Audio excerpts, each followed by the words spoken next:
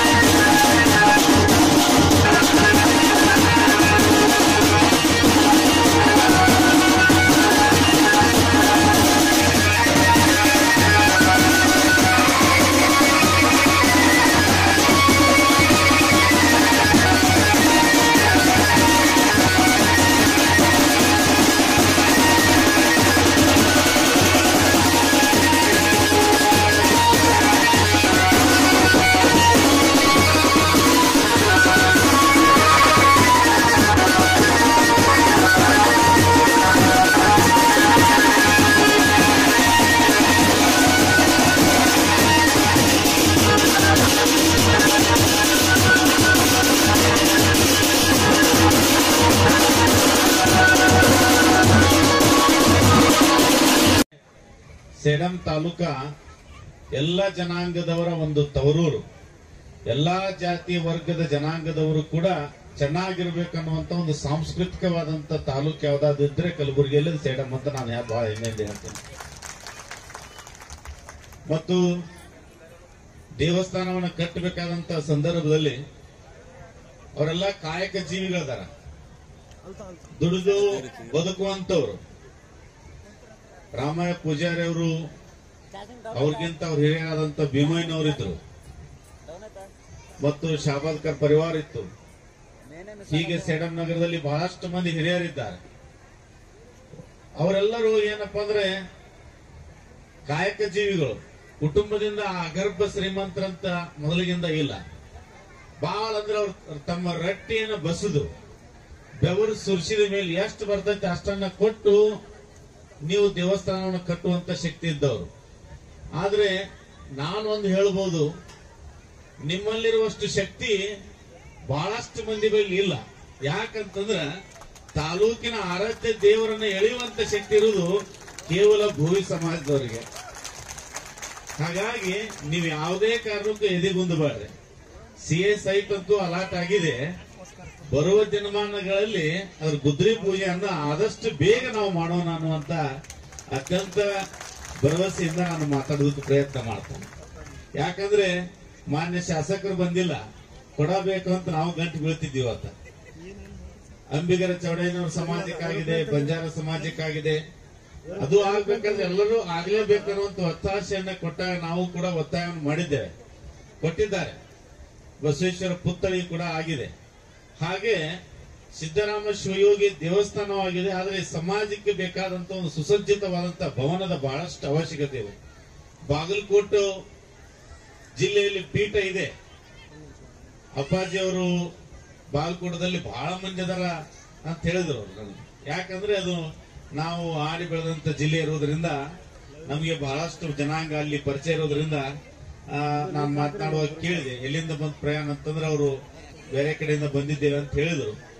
ಆದರೆ ಆ ಭಾಗದಲ್ಲಿ ಒಂದು ಸ್ವಲ್ಪ ಪ್ರಬುದ್ಧಮಾನಕ್ಕೆ ಬಂದಂತ ನಿಮ್ಮ ಸಮಾಜದವರು ಸಿಗ್ತಾರೆ. ಮತ್ತು ಅತಿ ಹೆಚ್ಚು ಸಂಖ್ಯೆಯಲ್ಲಿ ಇರುವಂತವ್ರು ಬಾಲ್ಕೋಟೆಯಲ್ಲಿ ಸಿಗ್ತಾರೆ, ಆ ಚಿತ್ರದುರ್ಗದಲ್ಲಿ ಸಿಗ್ತಾರೆ. ಆದ್ರೆ ಇವತ್ತು ಈ ಭಾಗದಲ್ಲಿ ತಾವುಗಳು ಏನಿದ್ದೀರಿ, ನಿಮ್ ಶಕ್ತಿ ಏನೈತಿಪ್ಪ ಅಂತಂದು ನೀವೆಂದಿಗೂ ಅನುಮಾನ ಮಾಡಬೇಡ್ರಿ, ಧೈರ್ಯದಿಂದಿರಿ. ಯಾಕಂದ್ರೆ ಸಿದ್ದರಾಮ ಶಿವಯೋಗಿ 5 ಕುಲ ಬಾಂಧವರಿಗೆ ಆತ ಗುರು, ಒಬ್ಬರಿಗೆ ಗುರು ಅಲ್ಲ, 5 ಜಾತಿಯ ಜನಾಂಗದವರಿಗೆ ಗುರು, ನೊಣಬರಿಗೆ ಗುರು, ಕುಡುವಕ್ಕಲಿಗರಿಗೆ ಗುರು, ಆಮೇಲೆ ಭೋವಿ ಸಮಾಜದವರಿಗೆ ಗುರು, ಹೀಗೆ 5 ಜನಾಂಗದವರಿಗೆ ಗುರು ಆಗಿದ್ದಾನೆ. ಯಾವ ಕಾರಣಕ್ಕೆ ಗುರು ಆದನಂದ್ರ ಯಾರು ದುಡಿತಾರ ಅವರ ಗುರು ಯಾರಪ್ಪ ಅಂದ್ರೆ ಸಿದ್ದರಾಮ ಶಿವಯೋಗಿ. ಹಾಗಾಗಿ ಆತನ ಶಕ್ತಿ ನಿಮ್ಮೊಳಗಿದೆ. ಇವತ್ತು ಕಾಶಿನಾಥ್ ಅವರು ಇರ್ಬೋದು, ಹಳ್ಳೆಪ್ಪ ಅವರು ಇರ್ಬೋದು, ಬಹಳಷ್ಟು ಮಂದಿ ಒಂದು ರೀತಿಯ ಕಟ್ಟಡವನ್ನ ನಿರ್ಮಾಣ ಮಾಡಬೇಕು, ದೇಗುಲವನ್ನ ಕಟ್ಟಬೇಕನ್ನುವಂತ ಸದಿಚ್ಛೆ ಮೇರೆಗೆ ಅದನ್ನ ಪ್ರಾರಂಭ ಮಾಡಿ ಇವತ್ತು ರೂಪವನ್ನು ಕೊಟ್ಟಿದ್ದಾರೆ. ಬರುವ ದಿನದಲ್ಲಿ ಭವನವು ಕೂಡ ನಿರ್ಮಾಣ ಆಗುತ್ತೆ. ಕೊನೆ ಒಂದು ಮಾತನ್ನ ಹೇಳೋದಕ್ಕೆ ಬಯಸ್ತೇನೆ ನಾನು, ನೀವು ಹೆಚ್ಚು ಓದೋದಕ್ಕೆ ಪ್ರಾರಂಭ ಮಾಡಬೇಕು. ಸಿದ್ದರಾಮೇಶ್ವರ ನಿಧಿ ಅಂತ ಅಪ್ಪೋರು ಈಗಾಗಲೇ ಬಂತು, ದೇಣಿಗೆಯನ್ನು ಹಾಕೋರು ತಮ್ಮ ತಮ್ಮ ಶಕ್ತಿ ಅನುಸಾರವಾಗಿ ಹಾಕಿದ್ರಿ.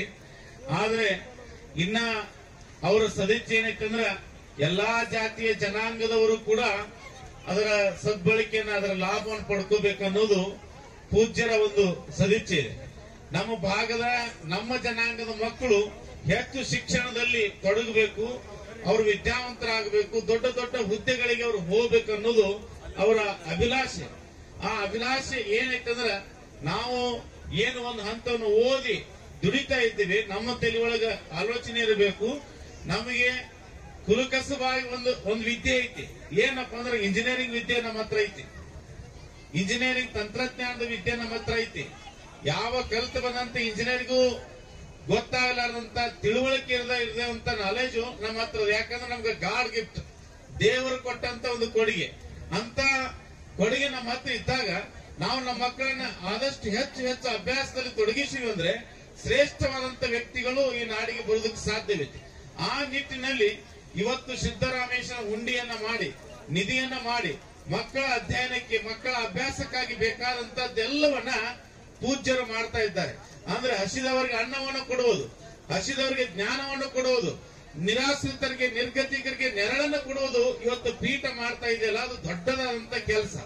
ಅದಕ್ಕಾಗಿ ಅವರು ಮಾಡುವಂತ ಕೆಲಸಕ್ಕೆ ನೀವೇನು ಮಾಡಬಹುದು ಅಂತಂದ್ರ ನಿಮ್ಮ ಮಕ್ಕಳನ್ನ ವಿದ್ಯಾವಂತರನ್ನಾಗಿ ಮಾಡಿ, ನಿಮ್ಮ ಮಕ್ಕಳನ್ನ ಇನ್ನಷ್ಟು ಜ್ಞಾನಿಗಳನ್ನಾಗಿ ಮಾಡಿ. ಈಗ ತಾನೇ ಆಗಮಿಸಿರುವಂತಹ ಪರಮ ಪೂಜ್ಯರಾದ ಆಗದೇ ಇರೋದಕ್ಕೆ ತಮ್ಮೆಲ್ಲರಲ್ಲಿ ಕ್ಷಮೆಯನ್ನ ಕೇಳಿದ್ದಾರೆ. ಅದರ ಜೊತೆನೆ ಭೋವಿ ಸಮಾಜದ ಪ್ರತಿನಿಧಿಗಳು ಈಗಾಗಲೇ ಹೇಳಿರುವ ಹಾಗೆ ಸಮಾಜ ಸದೃಢ ಆಗಬೇಕು, ಸಮಾಜ ರಾಜಕೀಯದಲ್ಲಿ ಗುರುತಿಸಬೇಕು ಅಂತಕ್ಕಂಥ ಕೆಲವೊಂದು ವಿಚಾರಗಳನ್ನ ಹೇಳಿದ್ರು. ಈಗಾಗಲೇ ನಮ್ಮ ಪಕ್ಷ ಮಾನ್ಯ ಭೋವಿ ಸಮಾಜಕ್ಕೆ ಶಾಸಕರನ್ನ ಮಾಡುವುದರ ಮುಖಾಂತರ, ನಮ್ಮ ಜಿಲ್ಲೆ ಮಂತ್ರಿಯನ್ನ ಮಾಡುವುದರ ಮುಖಾಂತರ ನಮ್ಮ ಪಕ್ಷ ಅದನ್ನ ತಮ್ಮ ಮೇಲೆ ಗೌರವವನ್ನಿಕ್ಕಿ ಮಾಡಿದೆ. ಮುಂದೆ ಬರ್ತಕ್ಕಂಥ ದಿನಗಳಲ್ಲಿ ಕೂಡ ಈ ರೀತಿಯ ಕ್ರಮವನ್ನ ನಮ್ಮ ಪಕ್ಷ ಮಾಡುತ್ತೆ ಅಂತಕ್ಕಂಥ ವಿಶ್ವಾಸವನ್ನ ಹೇಳ್ತಾ, ಇವತ್ತು ಮಾನ್ಯ ಶಾಸಕರು ಜೊತೆ ನಾನು ಮಾತಾಡಬೇಕಾಗಿದ್ರೆ ಈ ವಿಷಯವನ್ನು ಕೇಳಿದ್ದಾರೆ. ಬರುವಂತ ದಿನದಲ್ಲಿ ಈ ಭೋವಿ ಸಮಾಜಕ್ಕೆ ಏನ್ CA ಸೈಟ್ ಇದೆ, ಅದರಲ್ಲಿ ಬೆಲೆ ಬಾಳುವಂತ, ಅದಕ್ಕೆ ರಿಜಿಸ್ಟ್ರೇಷನ್ಗೆ ಆಗುವಂತ ಖರ್ಚು ವೆಚ್ಚಗಳ ಬಗ್ಗೆ ನಾವು ಕೂಡ ಗಮನಿಸಿ ಅದನ್ನ ಮಾಡುವಂತ ನಿಟ್ಟಿನಲ್ಲಿ ಕಾರ್ಯಪ್ರವೃತ್ತರಾಗ್ತೇವೆ ಅಂತಕ್ಕಂಥ ಮಾತನ್ನ ನನಗೆ ಹೇಳಿದ್ದಾರೆ. ಆ ವಿಷಯವನ್ನು ಕೂಡ ತಮ್ಮ ಗಮನಕ್ಕೆ ತರೋದಕ್ಕೆ ಇಚ್ಛೆ ಪಡ್ತೇನೆ. ಬರುವಂತ ದಿನದಲ್ಲಿ ಈ ಎಲ್ಲಾ ಸಮಾಜಗಳು, ಅದರಲ್ಲಿ ಕೂಡ ತಮ್ಮ ಸಮಾಜ ಬಹಳ ಪ್ರಮುಖವಾಗಿರ್ತಕ್ಕಂಥ, ತಮ್ಮ ಸಮಾಜ ನಮ್ಮ ಮೇಲಿರುವ, ತಮ್ಮ ಮೇಲೆ ಇಕ್ಕಿರ್ತಕ್ಕಂಥ ತಮ್ಮ ಪ್ರೀತಿ ವಿಶ್ವಾಸವನ್ನ ಉಳಿಸಿಕೊಂಡು ಹೋಗುವಂತ ರೀತಿಯಲ್ಲಿ ನಮ್ಮ ನಾಯಕರು, ನಮ್ಮ ಶಾಸಕರು ಮಾಡ್ತಾರೆ ಅಂತಕ್ಕಂಥ ಮಾತನ್ನು ಹೇಳಿ ನನಗೆ ಈ ಸಂದರ್ಭದಲ್ಲಿ ಮಾತಾಡೋದಕ್ಕೆ ಅವಕಾಶ ಕೊಟ್ಟಿರ್ತಕ್ಕಂಥ ತಮ್ಮೆಲ್ಲರಿಗೂ ಅಭಿನಂದನೆಗಳನ್ನು ಸಲ್ಲಿಸಿ ನನ್ನ